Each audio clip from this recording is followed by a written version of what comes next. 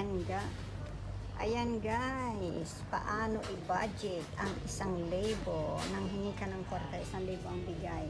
So ito guys, ang balones ay 105. So ayan guys, dito pa ako. Nakalimutan ko kung anong bibilihin ko.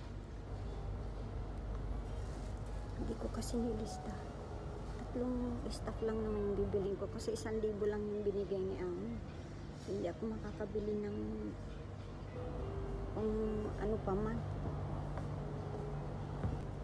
Naalala ko na pala guys, bili ako ng bigas. Guys, yung bigas ay 281.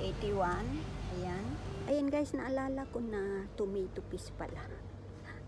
Naalala ko na ang ating bibilhin, tomato paste. O diba? Tomato paste guys ay 33 baht.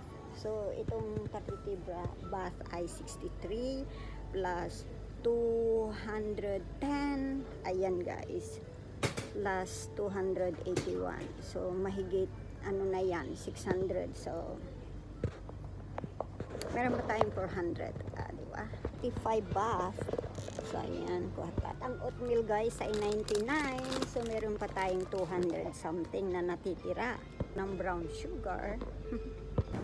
Saka, bumili din ako ng parmesan cheese guys. So, ayan. Okay na yan guys. Let's go. So, ayan guys. 1,000 yung pira natin. Ay nako, meron pa tayong 55.50 na sukle. O, diba bongga?